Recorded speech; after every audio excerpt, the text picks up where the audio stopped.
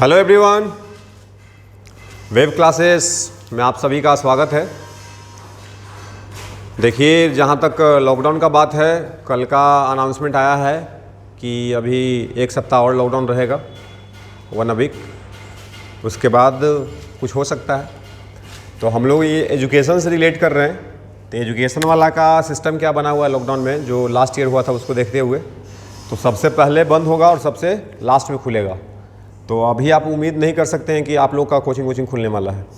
तो जो भी पढ़ाई किया जा रहा है यहाँ पे, आप ईमानदारी पूर्वक उसको घर पे अगर कीजिएगा तो इस समय का आप बेनिफिट ले रहे हैं। अगर आप ईमानदारी से नहीं कर रहे हैं काम तो फिर गड़बड़ हो जाएगा। लास्ट के 3-4 महीना अगर मिलता है, मान लीजिए एग्ज़ाम से पहले पढ़ने का, तो अगर अभी से कुछ पढ़ के रखिएगा तो बाद में और थोड़ा आसान होगा पढ़ना। अगर अभी एकदम नहीं पढ़िएगा तो फिर बाद में एकदम से सब सिलेबस को 1-3 महीना में कवर करना थोड़ा मुश्किल हो जाता है। तो अभी आप धीरे धीरे, ज़्यादा मुश्किल आराम से पढ़ाया जा रहा है। वीडियो में डेली एक वीडियो अपलोड किया जाता है, 20 मिनट, 25 मिनट, 30 मिनट का मैक्सिमम। तो उतना देर का वीडियो आप देख के नोट्स तो बना ही सकते हैं। तो उम्मीद करते हैं कि आप लोग पढ़िएगा। आज हम अभी हिंदी मीडियम के लिए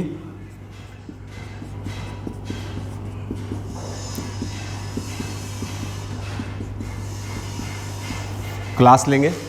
इस वीडियो में आपको पढ़ाया जा रहा है प्रकाश की। जो ये पहला वीडियो देख रहे हैं, पीछे इसके 2 और वीडियो डाला गया है, इसके आप प्लेलिस्ट में जाके देख सकते हैं। ऑप्टिक्स हिंदी मीडियम लिखा होगा। प्रकाश की आपको स्टार्ट किया गया था और इसमें बताया गया था कि आपको पढ़ना कैसे है। तो आपको बताया गया था कि एक किरण प्रकाश की है और दूसरा तरंग है। इसके बाद इसमें पढ़ाया गया किरण प्रकाश की कैसे होता है, तरंग, इसका मतलब बांटने का आधार बताया गया।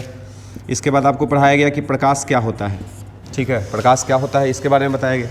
इसके बाद प्रकाश के गुण के बारे में बात की, ठीक है। जो टॉपिक हम पढ़ाएं उसमें तो 1 मिनट में हम इसको आपको मतलब रिकैप कराना चाह रहे हैं कि देखिए क्या क्या हम लोग जान चुके हैं। प्रकाश के गुण के बाद हम लोग पढ़े कि किरण क्या होता है और किरण पुंज क्या होता है, किरण पुंज क्या होता है। अब इसका टाइप हमको देखना है, किरण और किरण पुंज कितना टाइप का होता है। तो चलिए अभी के वीडियो में इसको हम सीखते हैं कि किरण और किरण पुंज कितना टाइप का होता है। किस किरण के लिए हम लाइट को पढ़ेंगे। किरण ऐसा आपको बताया गया था, किरण जो होता है एक सीधी सरल रेखा पर चलने वाले, एक सीधी सरल रेखा पर चलने वाले प्रकाश को किरण कहा जाता है, ठीक है। अब क्या ये किरण वास्तविक में था? तो नहीं, सबसे पहले तो ये काल्पनिक है, क्योंकि वास्तविक में अगर हम देखना चाहें तो किरण हमको दिखाई नहीं देता है। अब इसका टाइप पे आते हैं। तो टाइप ऐसे होता है, एक को बोला जाता है, नाम याद रखिएगा बस, पैराक्सियल रे, और एक को बोला जाता है मार्जिनल रे। हमारे काम का ये वाला है, ये वाला हमारा कोई काम का नहीं है, फिर भी हम समझेंगे कि मार्जिनल किसको कहा जाता है। पैराक्सियल रे को हिंदी में कहते हैं उपाक्षीय किरण, उपाक्षीय किरण, ठीक है। उपाक्षीय शायद इधर से होता है, ये देख लीजिएगा आप, ये मिस्टेक हो सकता है हमसे, ठीक है। तो एक का नाम है उपाक्षीय किरण। इसी के लिए सब कुछ हम पढ़ने वाले हैं, समझेंगे दोनों को कि ये किसको कहते हैं, ये किसको कहते हैं। तो देखिएगा, फिगर से हम समझाते हैं। जैसे मान लीजिए कि आपके पास एक दर्पण है, गोलीय दर्पण, 10th क्लास में ऐसा दिखा होगा। तो ये गोलीय दर्पण है, इसको बोला जाता है मुख्य अक्ष। अगर मुख्य अक्ष के समानांतर कोई प्रकाश की किरण आता है, ठीक है, समानांतर भी आ सकता है या समानांतर ना आए। यहाँ पे देखते हैं, ये मिरर है, प्रकाश का किरण कुछ ऐसे आ रहा है, ठीक है। तो दोनों केस में हम समझेंगे कि उपाक्षीय किरण किसको कहेंगे, मार्जिनल किसको कहेंगे। तो अगर ये मुख्य अक्ष के समानांतर है और इसका डिस्टेंस बहुत कम है, ये वाला जो डिस्टेंस है, अगर हम बोले कि बहुत कम है, हम ऐसा मान के चल रहे हैं, ठीक है, कि दोनों किरण के बीच का जो दूरी है वो बहुत कम है। अगर दूरी बहुत कम है तब इसको हम बोलेंगे कि उपाक्षीय है। उपाक्षीय को बोलते हैं पैराक्सियल रे, मतलब इसको हम बोलेंगे। तो कोई मुख्य अक्ष के समानांतर प्रकाश की किरण आ रहा है तो उसको हम उपाक्षीय बोल सकते हैं। तो क्या इसका यही परिभाषा है कि जो मुख्य अक्ष के समानांतर हो, बहुत कम नज़दीक दूरी से अगर जाए तो उसको हम उपाक्षीय बोलेंगे? तो हाँ, ये इसका परिभाषा है। बोलेंगे कि प्रकाश का वैसा किरण जो मुख्य अक्ष के समानांतर आता है या बहुत छोटा कोण बनाकर आता है तो उसको हम बोलेंगे कि उपाक्षीय किरण है। बहुत छोटा कोण का मतलब ये देखिए, ये मुख्य अक्ष से कोण बनाएगा, मुख्य से यहाँ पे कोण 0 है क्योंकि समानांतर है। यहाँ पे कुछ कोण दिख रहा है, ये कोण है मान लीजिए थीटा।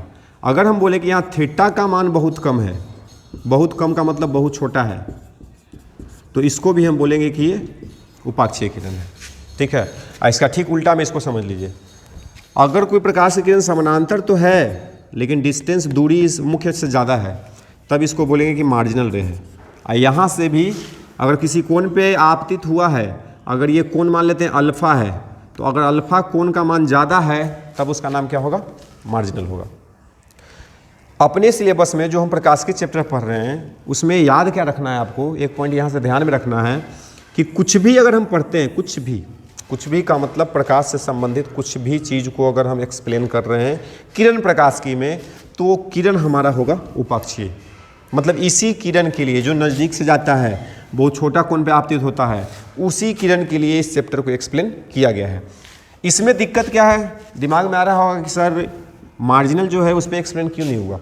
तो मार्जिनल में दिक्कत क्या आता है, आगे इसमें आप देखिएगा कि जो गोलीय दर्पण, इसमें फोकस को परिभाषित किया जाएगा। ठीक है, फोकस को। तो मार्जिनल जो किरण है, मार्जिनल जो रे है, इसका जब परावर्तन होता है तो जो इसका वास्तविक फोकस होता है वो उसके आगे पीछे से जा सकता है, पीछे से भी जा सकता है, आगे से भी जा सकता है, और डिपेंड करेगा कि इसका कर्वेचर कैसा है। अगर ये आगे पीछे से जाएगा तो इसका फोकस चेंज होगा। अगर फोकस चेंज होगा तो कोई भी फार्मूला को हम उसको एवोल्यूट नहीं, मतलब सॉल्व नहीं कर सकते हैं, वैल्यूएट नहीं कर सकते हैं।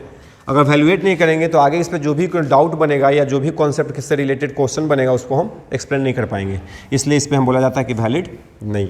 ठीक है, तो सीधा सीधा क्या समझ में आया, किरण दो प्रकार का, एक का नाम पैराक्सियल है, दूसरा का नाम मार्जिनल है। पैराक्सियल को हिंदी में क्या कहते हैं? उपाक्षीय किरण। उपाक्षीय किरण का मतलब क्या हुआ कि जो मुख्य अक्ष के समानांतर जाए या बहुत छोटा कोण बना के जाए उसको बोलेंगे उपाक्षीय। और हमारे चैप्टर में हमारा जो से अभी टॉपिक पढ़ रहे हैं प्रकाश की चैप्टर जो है, उसमें अगर हम कोई पूछे कि किस किरण का प्रयोग करके हम चैप्टर को पढ़ेंगे तो बोलेंगे उपाक्षीय। उपाक्षीय का कंडीशन आपको याद रखना है कि कौन, छोटा या समानांतर। ठीक है, तो ये था दो किरण। इसके बाद आते हैं किरण पुंज पर। आराम से बता रहे हैं, बिल्कुल पढ़ाई जो होता है वो थोड़ा आराम का चीज़ है। अगर वीडियो से भी देख रहे हैं तो अगर आपको अच्छे से एक एक कॉन्सेप्ट को क्लियर किया जाए, बस आप देख लीजिए, इसको नोट्स बना लीजिए, आपका टॉपिक कंप्लीट हो जाता है। ठीक है, तो देखिए अगर हम बोलें किरण पुंज का बात करें तो किरण पुंज जो होता है इसको इंग्लिश में बोला जाता है बीम। ठीक है, किरण पुंज को क्या बोलते हैं? बीम। ये जो है क्या है? प्रकाश का किरण पुंज है। किरण भी किसका है? प्रकाश का। तो प्रकाश का किरण पुंज को हम बोलेंगे लाइट बीम। Light beam. किरण पुंज जो होता है वो 3 टाइप का होता है, बचपन में आपने सुना होगा ऐसा शायद। एक को बोला जाता है समानांतर, एक को बोला जाता है अभिसारी, और एक को बोला जाता है अपसारी किरण पुंज। समानांतर किरण पुंज, अभिसारी किरण पुंज, अपसारी किरण पुंज। किरण पुंज किसको कहते हैं? तो किरण पुंज का परिभाषा आपको बताया गया है। किरणों के समूह को किरण पुंज कहते हैं। यहाँ पे दिख रहा है कि समानांतर है, तो देखिए ऐसे बनाएंगे। सबसे पहले देखिए किरणों का समूह है, और समूह में देखिए क्या हमको दिख रहा है कि सब एक दूसरे के समानांतर है। तो किरणों का वैसा समूह जिसमें प्रकाश का किरण एक दूसरे के समानांतर हो उसको हम क्या बोल देंगे? समानांतर। अभिसारी का मतलब होता है मुड़ना, जैसे ऐसे समझिएगा, इस तरह से प्रकाश का किरण आ रहा है। ठीक है, तो किरणों का समूह तो हो गया, तो किरण पुंज तो बन गया ना। अब किरण पुंज में तीनों में कौन सा है? तो यहाँ पे देखिएगा क्या कि किरणों का वैसा समूह जो एक बिंदु पे आके मिल रहा है या मिलता हुआ प्रतीत हो रहा है, तो वैसे समूह का नाम होता है अभिसारी। और अपसारी का मतलब होता है फैलना। जैसे एक मान लीजिए कि यहाँ पे एक छोटा सा बल्ब लगा हुआ है और ये जल रहा है, तो जल रहा है का मतलब इससे लाइट निकलेगा, लाइट इस तरह से निकलता है। अब यहाँ पे देखिए इसका ठीक उल्टा चल रहा है। यहाँ पे क्या दिख रहा है कि किरणों का समूह है, कैसा है? तो किरणों का वैसा समूह जिसमें प्रकाश एक बिंदु से निकल के क्या हो रहा है? फैल रहा है, तब इसका नाम क्या हो जाएगा? अपसारी। तो ये तीनों भी आपको अच्छे से समझ में आ गया हो। किरण पुंज का मतलब किरणों का समूह, और कितना टाइप का होता है? 3 टाइप का होता है। तो चलिए अगला टॉपिक पे आते हैं। बस वीडियो को आप देख लीजिए, नोट्स कंप्लीट कर लीजिए, पीडीएफ आपको दिया जाता है, उसको लिखना इंपॉर्टेंट है। अगर आप चीज़ों को लिखना शुरू करेंगे तब आपके दिमाग में बेहतर बैठेगा, जब क्वेश्चन दिया जाएगा तो उस पर आप बना सकते हैं। देख के छोड़ दीजिएगा, नोट्स नहीं बनाइएगा, तब फिर धीरे धीरे 2 दिन 3 दिन में भूल जाता है आदमी। वो सबका नेचर होता है, माइंड का नेचर होता है कि एक चीज़ आप पढ़ के छोड़ दीजिए तो आप भूल जाइएगा। तो उसको बार बार रिवीजन करने के लिए वीडियो तो है ही, साथ में नोट्स आपका होना चाहिए। तो देखिए अगला पॉइंट में हम पढ़ेंगे। अगला टॉपिक हमारा है वस्तु तथा प्रतिबिंब, जिसको बोला जाता है ऑब्जेक्ट एंड इमेज। इसमें हमको समझना है कि वस्तु किसको कहते हैं, प्रतिबिंब किसको कहते हैं, दोनों का क्या मतलब है। वस्तु से समझ में आता है, लेकिन बहुत सारा स्टूडेंट को वस्तु का बोला जाए कि डेफिनेशन क्या है, तो वस्तु का डेफिनेशन अलग अलग समय पे अलग अलग सिचुएशन में अलग अलग बन सकता है। जैसे अगर हम प्रकाश पढ़ रहे हैं तो हम बोलेंगे कि वस्तु उसी को बोल सकते हैं जिससे प्रकाश आ रहा है, ठीक है, क्योंकि वो उसी जिससे प्रकाश आएगा उसका प्रतिबिंब बनेगा। तो जब तक किसी वस्तु से प्रकाश नहीं आ रहा है उसको हम वस्तु नहीं कर सकते, किसके हिसाब से, प्रकाश। लेकिन अगर ऐसे पूछा जाए कि इन जनरल वस्तु किसको कहते हैं, तो इन जनरल में आपको पता है कि वैसा कोई भी थिंग का मतलब चीज़ जो जगह छेकता है, जिसमें मास होता है, जिसमें आयतन होता है, उसको हम वस्तु कर सकते हैं, पदार्थ कर सकते हैं, ठीक है। अब यहाँ पे डेफिनेशन बदल गया, तो वस्तु का मीनिंग समझ लेना है, प्रतिबिंब का मीनिंग समझ लेना है, बस इतना ही। तो देखिए इसको हम पीछे से लेके चलते हैं। बचपन में आपको क्या पढ़ाया गया कि अगर प्रकाश चैप्टर में वस्तु के बारे में पढ़ाया जा रहा है तो वस्तु को बोला गया कि उसका बांटने का आधार अलग अलग है। वस्तु का मतलब एक तो हुआ ना कि जिसके में मास हो, मास का मतलब द्रव्यमान हो, जो जगह छेकता है, जिसका कुछ आयतन है, उसको हम वस्तु कह सकते हैं। अब इसमें प्रकाश से वस्तु रिलेटेड है तो उसको बांटा गया। तो बांटा किस आधार पे गया, तो पहला बांटा गया प्रकाश के हिसाब से, प्रकाश के उत्सर्जन बोल सकते हैं, प्रकाश के उत्सर्जन के आधार पर वस्तु किसको बोले, जिसमें द्रव्यमान है, जो जगह छेकता है, जिसमें मतलब आयतन है, उसको हम वस्तु कह सकते हैं। और वस्तु को हमको बांटना है जिस चैप्टर को पढ़ रहे हैं उसके हिसाब से। तो सबसे पहला जो बटेगा आधार क्या होगा, तो प्रकाश की उत्सर्जन। मतलब हमको क्या समझ में आ रहा है कि कुछ ऐसा वस्तु है जो प्रकाश को पैदा करता है, पैदा का मतलब उत्सर्जित करता है, और कुछ वैसा वस्तु है जो प्रकाश को उत्सर्जित नहीं करता है। जैसे आप एग्जाम्पल में बचपन में पढ़े थे, इसका नाम था दीप्त, दीप्त और शायद अदीप्त होता है, देख लीजिएगा। हाँ ये नाम बस सही है। दीप्त का मतलब होता है लुमिनस, आदीप्त का मतलब होता है इल्यूमिनस, ठीक है। तो ये बांटा गया। इस दीप्त का मतलब है कि जिसका अपना प्रकाश है, जिसके पास अपना प्रकाश है उसको बोलेंगे दीप्त। आदीप्त का मतलब जिसके पास नहीं है, इसके पास अपना प्रकाश नहीं है, इसलिए इसका नाम क्या है, अदीप्त। एग्जाम्पल से समझिए, सूर्य का अपना प्रकाश है, तारा का अपना प्रकाश है, जो लाइट जल रहा है, ग्लोइंग बल्ब, ग्लोइंग का मतलब जलता हुआ बल्ब, जलता हुआ बल्ब, इसके पास भी खुद का रोशनी है, प्रकाश है। तो इस सबको हम बोलेंगे कि दीप्त में आएगा। बुझा हुआ जल, बुझा हुआ बल्ब, बुझा हुआ बल्ब। अगर बुझा हुआ बल्ब का बात किया जाए तो उसका अपना प्रकाश नहीं है। अगर अपना प्रकाश नहीं है तो ये किस में आएगा, अदीप्त। जैसे लकड़ी, ईंट, पत्थर, ये सब के पास अपना प्रकाश नहीं है तो उसको हम किस में लाएंगे, अदीप्त। तो ये बचपन में पढ़ाया गया था, आपको हम रिकॉल कर रहे हैं, एकदम जीरो लेवल से चला जा रहा है, जीरो। और जो आपका सिलेबस है पूरा कंप्लीट कराया जाएगा। तो आप जीरो से अगर देख रहे हैं तो कोई भी ऐसा चीज़ नहीं होगा जिसके बारे में आपको पहले ना बताया गया हो। एकदम छोटा छोटा बात को हम डिस्कस करके चल रहे हैं ताकि आपको चैप्टर अच्छे से समझ में आए। और ठीक है, अभी वीडियो थोड़ा स्लो रेट से जा रहा है, आपका भी वीडियो थोड़ा फास्ट जाएगा, मतलब डेली का एक वीडियो हम बनाने की कोशिश करेंगे। तो एकदम बेसिक लेवल से आपको सब कुछ एक्सप्लेन कर रहे हैं, आप अच्छे से वीडियो देखिए। पसंद आए तो आसपास का जो भी स्टूडेंट आपके क्लास में है उसको शेयर ज़रूर करो, शेयर करने से हम लोग का थोड़ा मोटिवेशन बढ़ेगा, ठीक है। तो देखिए अगला अगला बंटवारा इसका देखते हैं कि वस्तु को आगे हम कैसे बांट सकते हैं। तो देखिए अगला जो इसका बंटवारा है, वस्तु किसको कहते हैं, वस्तु कितने टाइप का होता है, तो उसको बांट रहे हैं। पहला बांटे हम कि प्रकाश उत्सर्जन के हिसाब से, अब बांट रहे हैं प्रकाश के गमन करने के आधार पर। अब आप सोचिए इसके बारे में, प्रकाश के गमन, गमन का मतलब चलना। कुछ ऐसा पदार्थ है जिससे प्रकाश चल जाता है और कुछ ऐसा पदार्थ है जिससे प्रकाश नहीं चल पाता, मतलब आगे नहीं चल पाता है। आपके आगे समुद्र है तो आप नहीं चल पाइएगा, आपके आगे अगर ज़मीन है तो आप चल सकते हैं। तो प्रकाश में भी कुछ ऐसा चीज़ है कि कोई ऐसा माध्यम है जिसमें प्रकाश चल जाता है। ज़मीन हमारा माध्यम है, ज़मीन में चल जाते हैं। पानी हमारा माध्यम नहीं है तो पानी में नहीं जा पाते हैं। प्रकाश का भी कुछ वैसा माध्यम है। प्रकाश जो है सब माध्यम में नहीं जा सकता है, उसका देखना पड़ेगा क्वालिटी कैसा है। क्वालिटी वाइज का मतलब उसके आर पार हमको दिखता है कि अगर दिख रहा है इसका मतलब प्रकाश जा रहा है, अगर नहीं दिख रहा है इसका मतलब प्रकाश नहीं जा रहा है। तो इसमें हम बांटा गया 3 प्रकार में। पहला को बोला गया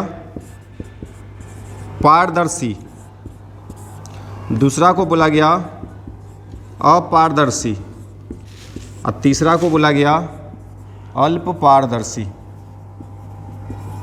इसको कहीं कहीं पे पारभासी भी बोलता है, पारभासी। पारदर्शी का मतलब समझना है जिससे प्रकाश चल जाता है, जैसे कांच। कांच अगर जो खिड़की में लगता है अगर वो रंगा हुआ नहीं है, मिरर नहीं है, दर्पण नहीं है, तो उसके आर पार हमको दिखता है, इधर से उधर देख सकते हैं, इसका मतलब वो पारदर्शी है। जैसे हवा, हवा भी एक माध्यम है लेकिन हवा में देख पा रहे हैं। पानी, पानी अगर साफ है तो उसमें भी देख पाते हैं। तो ये जो माध्यम है किस में आएगा, इसको बोलेंगे पारदर्शी। अपारदर्शी में किसको बोलेंगे, पत्थर, लोहा, लकड़ी, ये सब जो चीज़ है इसमें प्रकाश पास नहीं करता है, उसके आर पार हमको दिखाई नहीं देता, इसलिए इसको अपारदर्शी बोलेंगे। अल्प पारदर्शी का मतलब जिसे थोड़ा बहुत जा रहा है, जैसे तेल लगा हुआ कागज, तेल लगा हुआ कागज से हमको आर पार थोड़ा दिखता है। एक और होता है जिस पे हम डायग्राम बनाते हैं, फोटो बनाते हैं, फोटो वाला एक पेपर आता है, थिन पेपर उसको बोलते हैं लोग जनरली बाज़ार में।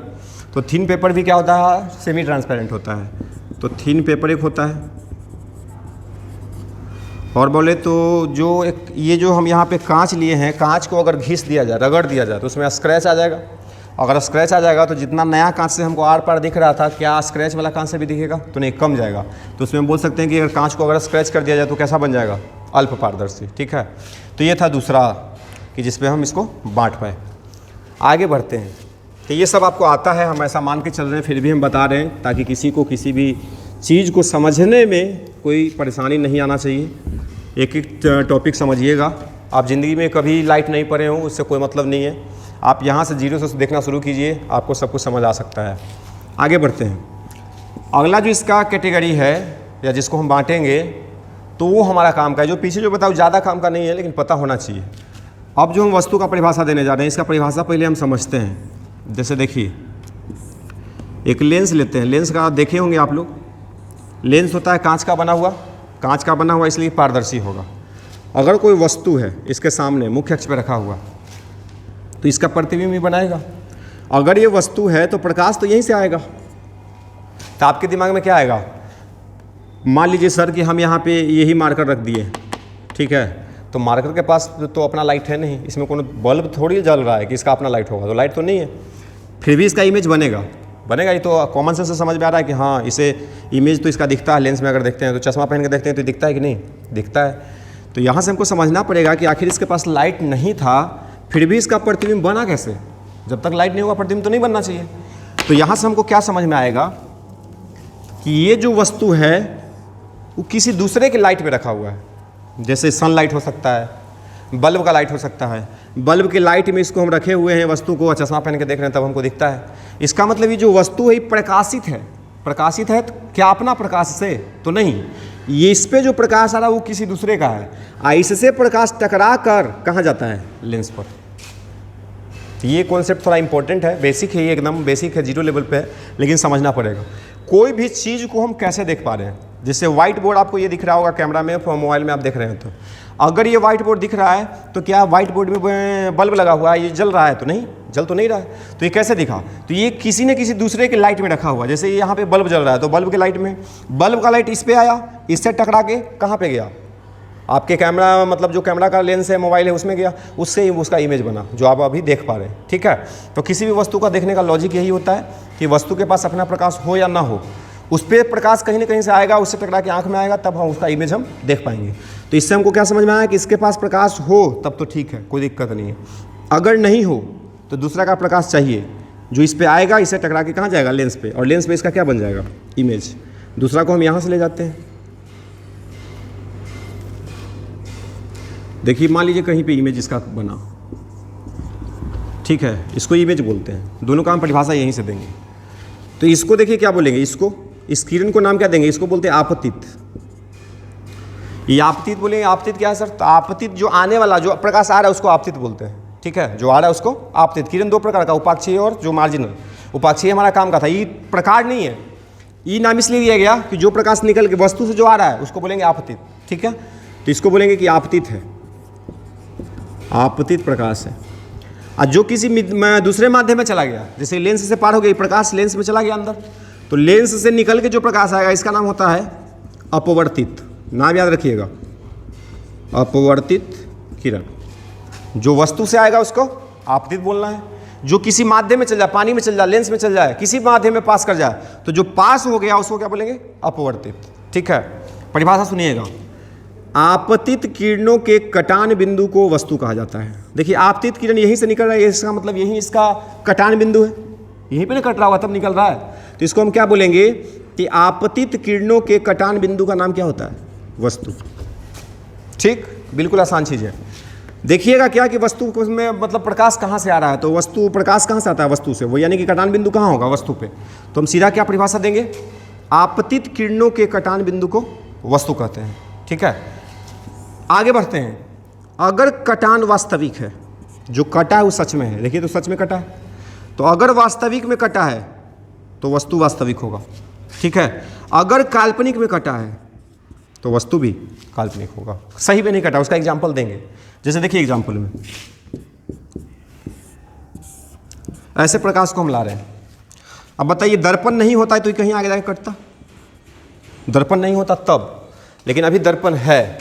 अब ये वाला प्रकाश तो दर्पण पास करने देगा नहीं, ये वाला प्रकाश कोई पास करने देगा नहीं, तो ये होगा क्या, तो यहाँ से हम देखेंगे तो ये प्रकाश जो होगा यहाँ से इस तरह से परावर्तित होगा, यहाँ पे कटा। अब देखिए आपतित किरणों का जो कटान बिंदु है, इधर तो कटेगा नहीं पीछे, तो आगे यहाँ पे आगे कटता, लेकिन क्या सही में कटा तो नहीं, इसी को बोलते हैं काल्पनिक कटान। अगर काल्पनिक कटान है तो वस्तु को क्या बोलेंगे कि वस्तु तो है लेकिन कैसा, तो काल्पनिक है। ठीक है, यहाँ पे देखिए कटान वास्तविक है तो इसको क्या बोलेंगे, वस्तु है कैसा, वास्तविक है। प्रतिबिंब पे आते हैं। अब देखिए प्रतिबिंब में पहला तो एक आया अपवर्तित, एक और फिगर बना देते हैं, देख लीजिए आप यहाँ से। जैसे मान लीजिए दर्पण है, या ऐसे सिंपल प्लेन मिरर लेते हैं, समतल दर्पण, इसमें कि यहाँ पे वस्तु रखा गया है। ठीक है, अब यहाँ से प्रकाश निकलेगा, टकरा के इधर आएगा, जो गया, जो आ रहा है वस्तु से निकल के आ रहा है, इसको क्या बोलते हैं, आपतित। तो ये भी आपतित। और जो टकरा के, जो दूसरा माध्यम में नहीं गया, टकरा के उसी माध्यम में वापस आ गया, इसको बोलना परावर्तित किरण।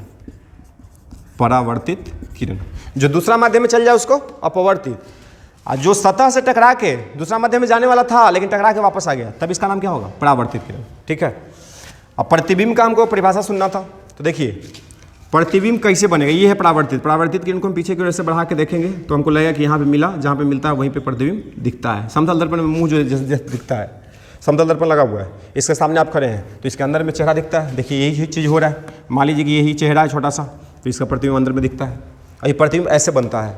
अब इसमें हम परिभाषा देखने वाले हैं कि क्या ये प्रतिबिंब का परिभाषा है, तो क्या बोलेंगे, अपवर्तित किरण। अपवर्तित किरण कहाँ पे प्रयोग करना, जहाँ पे प्रकाश पास हुआ, जहाँ पे टकरा के वापस आ जाए उसको क्या बोलना है, परावर्तित। तो क्या बोलना है, परिभाषा में सुनिएगा, अपवर्तित किरण या परावर्तित किरण। अपवर्तित किरण या परावर्तित किरण के कटान बिंदु को प्रतिबिंब कहा जाता है। ठीक है, अपवर्तित किरण या परावर्तित किरण के कटान बिंदु को क्या कहते हैं? प्रतिबिंब कहते हैं। इसमें भी सेम कंडीशन, अगर कटान वास्तविक तो वास्तविक होगा, अगर अपवर्तित किरण सही में कटा है तो जो भी प्रतिबिंब बना है ये कैसा होगा? प्रतिबिंब, तो ये वास्तविक प्रतिबिंब। ठीक है, देखिए सही में कट रहा है, सही में पास हुआ है। अगर यही अपवर्तित किरण काल्पनिक हो जाए, और काल्पनिक में कहीं पे कटने वाला है, दिखेगा हमको ऐसा, जैसे यहाँ पे दर्पण में बताए थे, तो ये लेकिन यहाँ पे परावर्तित है। अपवर्तित भी आपको दिखा देंगे कि कल्पना कैसे होता है। तो अगर अपवर्तित किरण काल्पनिक कटा है तब उसको काल्पनिक बोलना है। तो परिभाषा में क्या है बोलना है? अपवर्तित अपरावर्तित दोनों, क्योंकि प्रतिबिंब इससे भी बनता है और इससे भी बनता है। तो अपवर्तित किरण परावर्तित किरण के कटान बिंदु को प्रतिबिंब कहना। ठीक है, अगर कटान वास्तविक तो प्रतिबिंब भी वास्तविक, अगर कटान काल्पनिक तो प्रतिबिंब भी काल्पनिक। तो आपको सब कुछ क्लियर हो गया होगा।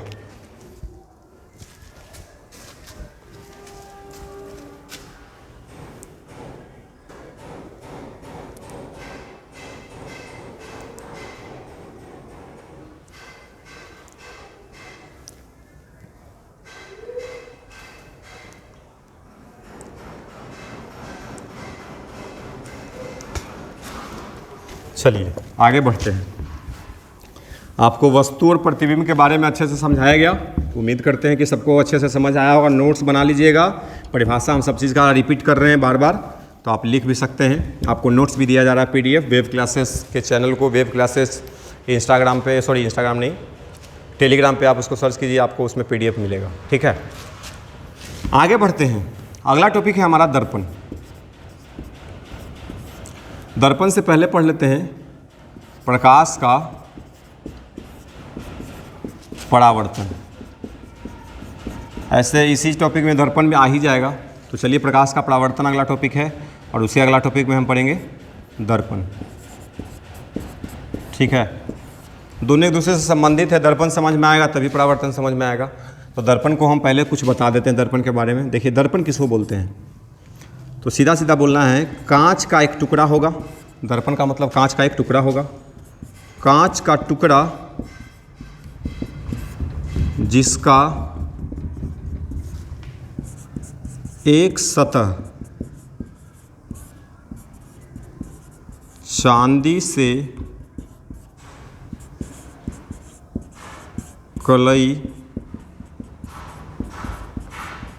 किया हो। दिमाग में एकदम बैठा लीजिए हमेशा के लिए। कांच का टुकड़ा जिसका एक सतह चांदी से अगर कलई किया गया है उस पर, तो दर्पण कहलाएगा। सीधा सीधा बात। चांदी से कलई इसलिए किया जाता है कि ये जो है प्रकाश का सबसे अच्छा परावर्तक है। तो हमको बनाना है दर्पण। दर्पण का मतलब जो प्रकाश को परावर्तित करे, तो जो सबसे अच्छा परावर्तित करेगा उसी को हम लेप में चढ़ाएंगे। तो चांदी का उसमें एक पतला सा लेप चढ़ाया जाता है जिससे वो परावर्तक बन जाता है। ठीक है, अब इसमें हम पढ़ेंगे क्या कि दर्पण कितना प्रकार का होता है। इसका प्रकार देखिए, दर्पण का प्रकार। तो दर्पण का मुख्यतः दो प्रकार है। एक को बोला जाता है समतल दर्पण और दूसरा को बोला जाता है गोलीय दर्पण। एक को बोलते हैं समतल दर्पण, दूसरा को बोलते हैं गोलीय दर्पण। अब समतल दर्पण किसको बोलेंगे? तो ये भी तो कांच का टुकड़ा ही होगा, क्योंकि दर्पण का ही पार्ट है, तो कांच का टुकड़ा होना तो जरूरी है ना। तो बोलेंगे कि कांच का वैसा टुकड़ा, समतल दर्पण को परिभाषित कर रहे हैं, कांच का वैसा टुकड़ा जिसका परावर्तक सतह एक समान हो, एक समान समतल, तब इसका नाम होगा समतल दर्पण। जैसे घर में जो आप दर्पण देख रहे हैं, ऐनक देख रहे हैं, मिरर जो देख रहे हैं जिसमें चेहरा देखते हैं आप सवेरे सवेरे उठ के, तो वो जो चेहरा आप देख रहे हैं जिस दर्पण में, उसका सतह आप देखिए तो कैसा है? तो एक समान होता है। एक समान है इसका मतलब वो कौन सा दर्पण है? समतल दर्पण है।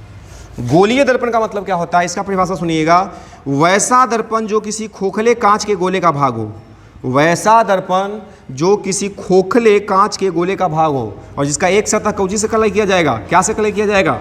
तो चांदी से कलई किया जाएगा। तो यहाँ से इसको हम बोल सकते हैं कि जिसका एक सतह, देखिए गोलीय कांच का जो गोला था, गोलीय सतह था कांच का बना हुआ, उसका हम एक छोटा सा टुकड़ा लिए। परिभाषा में क्या बोले थे? वैसा दर्पण जो किसी खोखले कांच का भाग हो। देखिए, तो खोखले कांच का एक भाग काटे और इसको एक सतह से क्या कर दिए? चांदी से कलई कर दिए, रंग दिए। तो क्या कैसा व्यवहार करेगा? तो इसको बोलेंगे दर्पण जैसा व्यवहार करेगा। इधर से काट दिए, इधर से रंग दिए, तो ये भी कैसा व्यवहार करेगा? तो ये भी दर्पण जैसा व्यवहार करेगा। अब बोलेंगे तो ठीक है सर, गोलीय दर्पण में तो दो गो आ रहा है, ये दोनों का कुछ नाम है क्या? तो हाँ बिल्कुल नाम है। जिस गोलीय दर्पण का परावर्तक सतह उठा हुआ हो, देखिए तो ये उठा हुआ है, ये वाला धंसा हुआ है परावर्तक सतह, जो आगे वाला वो परावर्तक है, पीछे वाला डंगा हुआ है। तो वैसा गोलीय दर्पण जिसका परावर्तक सतह उठा हुआ हो उसको बोलते हैं उत्तल। उठा हुआ तो उत्तल, याद भी हो गया।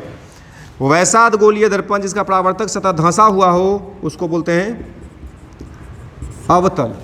तो ये होता है दर्पण और दर्पण का प्रकार। ठीक है, दर्पण किसको कहते हैं, दर्पण का प्रकार क्या होता है, समतल किसको कहते हैं, गोलीय किसको कहते हैं, उत्तल किसको कहते हैं, अवतल किसको कहते हैं। आपको 2 मिनट 3 मिनट के अंदर ये सब कुछ आपको क्लियर किया गया।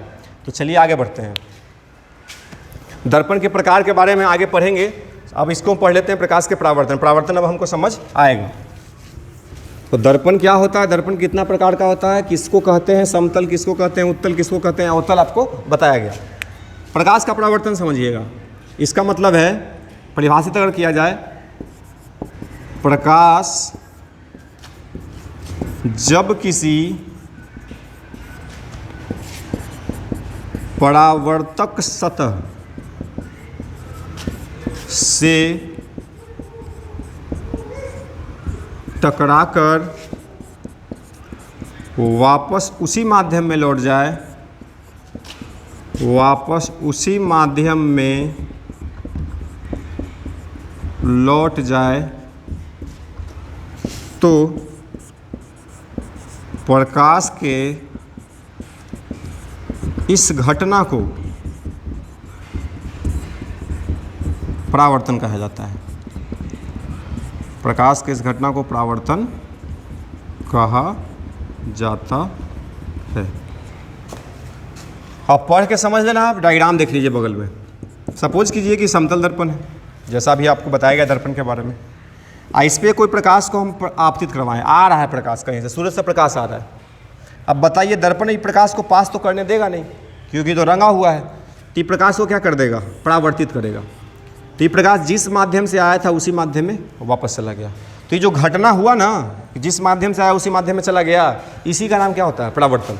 तो क्या बोलेंगे कि जब प्रकाश जब किसी परावर्तक सतह से टकराकर उसी माध्यम में लौट जाए तो प्रकाश की इस घटना का नाम क्या होता है, परावर्तन। तो प्रकाश परावर्तित हो गया, परावर्तित का मतलब टकरा के वापस जाना। जो प्रकाश आता है इसको क्या बोलते थे, आपतित किरण। और जो प्रकाश टकरा के गया इसको क्या बोलेंगे, परावर्तित किरण। ठीक है, शॉर्टकट में नाम आपको बोल रहे हैं। आपतित किरण आने वाला, परावर्तित किरण टकरा के जाने वाला।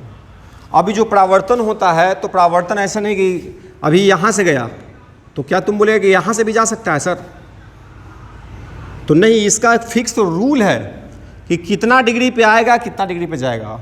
ये जो रूल बनाया गया, रूल का मतलब नियम जो बनाया गया, इसको बोला जाता है प्रकाश के परावर्तन का नियम। इसको क्या बोलेंगे, प्रकाश के परावर्तन का नियम। तो नियम भी समझ लेते हैं, आप इसका स्क्रीनशॉट लेके लिख लीजिएगा। तो देखिए परावर्तन का 2 नियम है। पहला नियम क्या कहता है कि आपतित किरण, परावर्तित किरण, एक होता है नाम अभिलंब। अभिलंब का मतलब क्या होता है कि जो परावर्तक सतह है, इस सतह से अगर कोई एक हम लाइन खींच दें, और अगर ये लाइन 90 डिग्री से है, सतह से कितना डिग्री पे है, 90 डिग्री पे, तो इसको बोला जाता है अभिलंब। ये अभिलंब काहे लिया गया, तो अभिलंब इसलिए लिया गया कि ताकि हम कोण माप सकें, ताकि हम क्या कर सकें, कोण माप सकें। और यहाँ से मापना इसको आसान हो जाएगा, दोनों के बीच का कोण टोटल हमको पता चल रहा था, लेकिन कैसे आएगा तो कैसे जाएगा इसको पता करने के लिए क्या करना पड़ेगा, बीच में एक नॉर्मल ले लिए और देखिए कि नॉर्मल से कितना पे आया था, कितना पे गया। इस सब जगह को बारी बारी से एक्सपेरिमेंट करके देखा गया, जहाँ जहाँ पे सही हुआ उसके हिसाब से नियम बना दिया गया।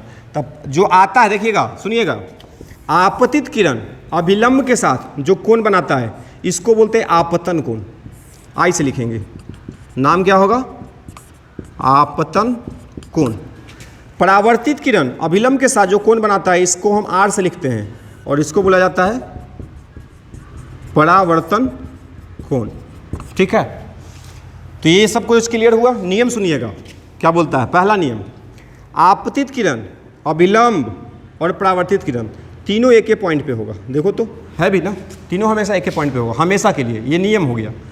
या बोला जा सकता है कि ये वाला और ये वाला आपतित किरण, अभिलंब और परावर्तित किरण तीनों एक प्लेन में होता है। बोर्ड एक प्लेन है, बोर्ड एक प्लेन है और तीनों एक ही प्लेन में लाई कर रहा है, तो ये भी बोल सकते हैं कि तीनों एक ही सतह में, एक ही तल में रहते हैं। ठीक है, ये पहला नियम है, सिंपल। आपतित किरण, अभिलंब और परावर्तित किरण तीनों एक ही तल में रहता है। दूसरा सुनिएगा, आपतन कोण का मान परावर्तन कोण के मान के हमेशा बराबर हो, ये इंपॉर्टेंट है। आपतन कोण का मान परावर्तन कोण के मान के हमेशा बराबर होगा। कहीं भी परिवर्तन हो रहा, परावर्तन हो रहा है तो हम बोल सकते हैं कि आपतन कोण और परावर्तन कोण हमेशा क्या रहता है, बराबर होता है। इसको सिद्ध किया जाएगा नेक्स्ट चैप्टर में, इसको सिद्ध करके आपको दिखाया जाएगा कि ये बराबर कैसे होता है, इसका सिद्धिकरण भी है। ठीक है, तो यहाँ तक हमको नियम समझ में आया। अब इसके आगे बढ़ते हैं कि परावर्तन भी कुछ अलग अलग टाइप का भी हो सकता है क्या, परावर्तन क्या होता है, परावर्तन का क्या नियम है, आपको बताया गया। अब इसके बाद क्या सीखना है हम लोग को कि परावर्तन का कुछ प्रकार भी होता है। तो हाँ, परावर्तन का प्रकार होता है, टाइप होता है। इसको लिखेंगे परावर्तन के प्रकार। देखिए, परावर्तन दो प्रकार का होता है। एक को बोला जाता है एक समान परावर्तन और दूसरा को बोला जाता है असमान परावर्तन। समझ लीजिए किसको कहते हैं। जैसे अगर हम समतल दर्पण लें, ठीक है, समतल दर्पण, इस पर हम प्रकाश पुंज को लाएं, किरण पुंज को लाएं। किरण पुंज आपको पढ़ाया अभी कि किरणों का समूह। देखिए तो समूह कैसा है, हमको दिख रहा है कि समानांतर आ रहा है, लगभग है ना, समानांतर ही है।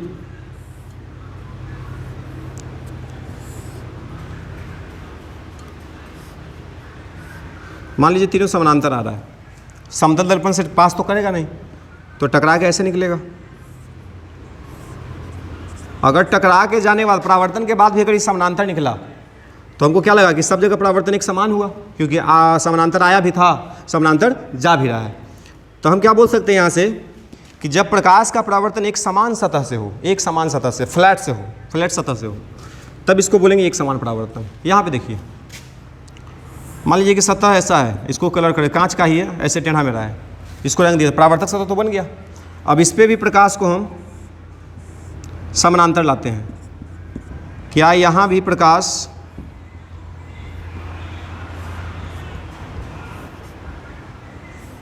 समानांतर गया? तो यहाँ पे हमको दिख रहा है कि नहीं, आइडिया लग रहा है कि प्रकाश समानांतर तो नहीं जाएगा। अब इसको क्या बोलेंगे कि जब प्रकाश का परावर्तन एक समान सतह से नहीं होता है, एक समान सतह से नहीं होता है, तब इसका नाम क्या होता है, असमान परावर्तन। तो अच्छा सर, परावर्तन दो टाइप का हुआ, तो क्या परावर्तन का नियम ये दोनों जगह पे लागू होगा जो अभी बताए थे? तो हाँ, प्रकाश का परावर्तन इसमें भी लागू होगा, प्रकाश का परावर्तन इसमें भी लागू होगा। लेकिन एक पॉइंट है इंपॉर्टेंट, वो पॉइंट समझिएगा। अगर यहाँ पे बोले, तीनों पॉइंट का नाम देते हैं PQR, यहाँ पे भी दे देते हैं PQR, ठीक है। तो यहाँ पे अगर P पॉइंट पे, Q पॉइंट पे, R पॉइंट पे अगर नॉर्मल खींचा जाए तो सब नॉर्मल भी समानांतर होगा, क्योंकि सतह एक समान है। अगर नॉर्मल समानांतर है तो ये वाला जो कोण बन रहा है, ये कोण भी सबका बराबर होगा। अगर मान लीजिए I से आया था और R से गया तो सबका बराबर होगा। तो हम क्या बोल सकते हैं कि PQR तीनों के लिए लिखा जा सकता है कोण I बराबर कोण R। तो यहाँ पे क्या दिखा कि सतह एक समान है, तो प्रकाश का परावर्तन सब बिंदु पे एक साथ लागू हो सकता है। अब यहाँ पे देखिएगा, अगर यहाँ पे देखें तो नॉर्मल कुछ ऐसे होगा, यहाँ पे देखेंगे तो नॉर्मल सीधा होगा, यहाँ पे देखेंगे तो नॉर्मल कुछ इस प्रकार से होगा, दिख रहा है। अब ये तीनों नॉर्मल समानांतर नहीं है, तो इसका मतलब ये कोण भी बदल जाएगा। अगर ये कोण बदल जाएगा, इसका मतलब इस पॉइंट पर अगर हम बात करें तो इसको I1 बोले तो ये R1 बना के जा रहा होगा। यहाँ पे एंगल बदल गया तो इसको I2 बोलेंगे तो ये R2 हो जाएगा, यहाँ पे I3 बोलेंगे तो ये R3 हो जाएगा।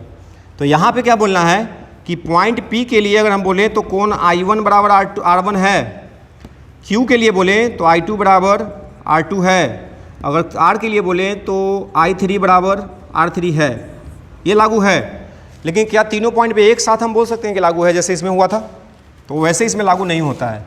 तो यहाँ पे एक नोट करके पॉइंट लिख लीजिएगा कि प्रकाश का परावर्तन सभी सतहों के लिए मान्य होता है, लेकिन एक बिंदु पे, ये आपके कॉपी में नोट्स में होना चाहिए कि प्रकाश का परावर्तन सभी सतहों के लिए, एक समान के लिए भी असमान के लिए भी लागू होता है, लेकिन एक बिंदु पे लागू होता है। ठीक है, तो परावर्तन आपको समझा दिए। नेक्स्ट क्लास में, नेक्स्ट जो वीडियो हमारा जाएगा, जो क्लास हम लेंगे उसमें आपको पढ़ाएंगे कि दर्पण का प्रकार जो बताया गया उसको डिटेल में लेकर चलेंगे कि समतल दर्पण से क्या हो सकता है, कैसा प्रतिबिंब बनता है, गोलीय दर्पण में जो उत्तल अवतल है उसके बारे में डिटेल से अध्ययन करेंगे। तो आज के लिए वीडियो कंप्लीट कीजिए। Thank you.